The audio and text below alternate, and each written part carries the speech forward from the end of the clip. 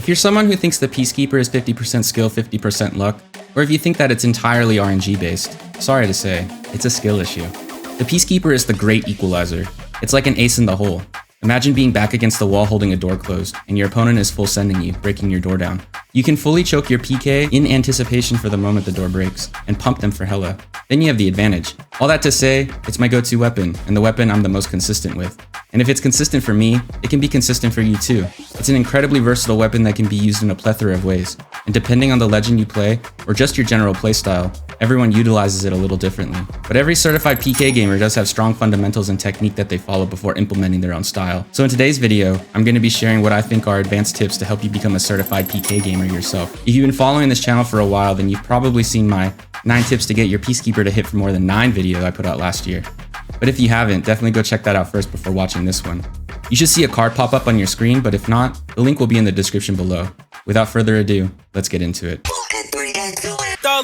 Alright, so there are different philosophies when it comes to the Peacekeeper, otherwise known as the Peacekeeper. Some players strictly ADS while others strictly hipfire. In my opinion, you should do both, and a good rule of thumb is to choke when peeking and hipfire when up close and personal.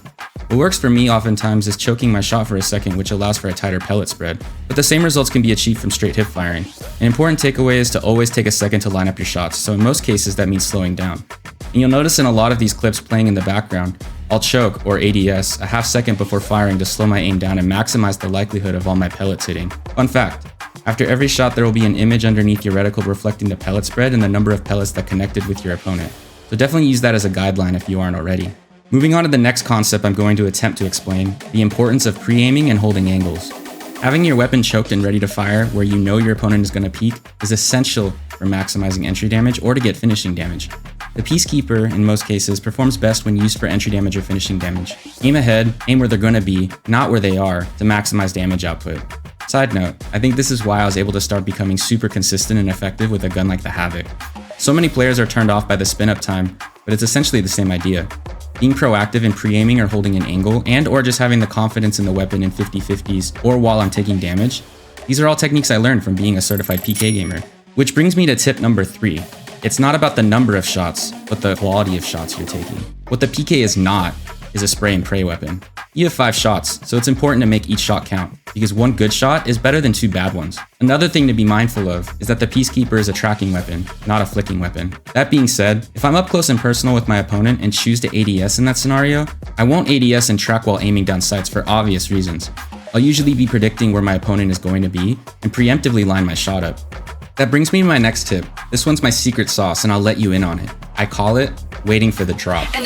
When in a 1v1 mid-fight, I'll aim down sights and hold where I know they're going to drop, assuming they're sweaty and jumping, tap strafing, etc., and let them fall right into my shot. I kind of touched on this idea in my previous PK video, but at the time, I didn't quite know how to word it in a digestible way. But now, what I see a lot is, in a situation like what I just described, players will try and track or follow where their opponent is mid-air, but by the time you line up to fire, they'll already be dropping, which leads to a low damage shot.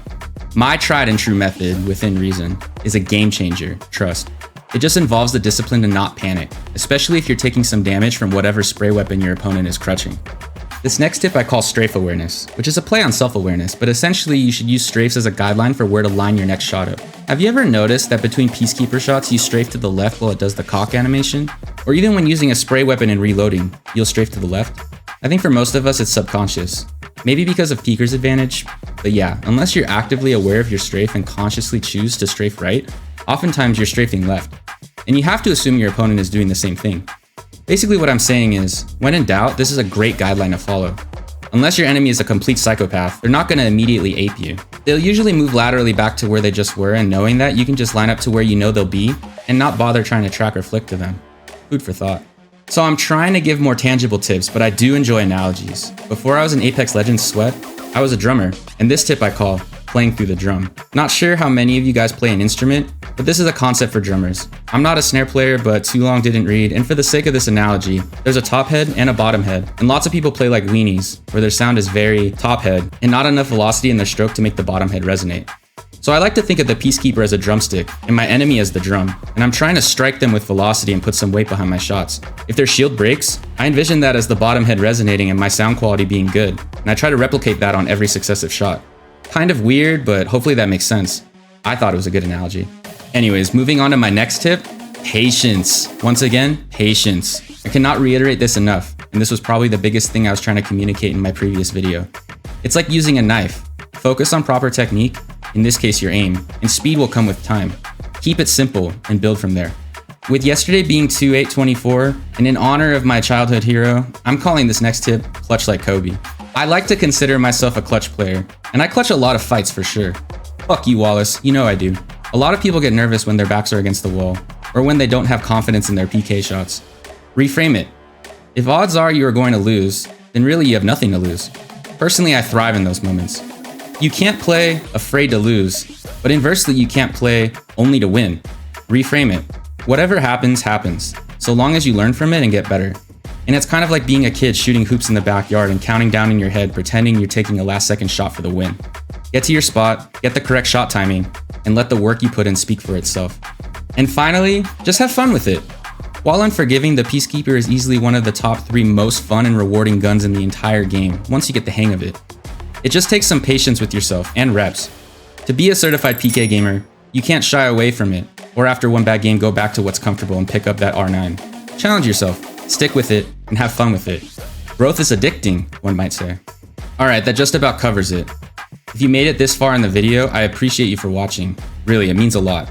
Special shout out to my boy Joshua. Seeing you improve with the PK inspired me to make this video, and hopefully this guide helps you all become certified PK gamers. Holy shit, I'm a PK gamer. Let me know in the comments if these tips do something for you, and I'll see you in the next one. Peace.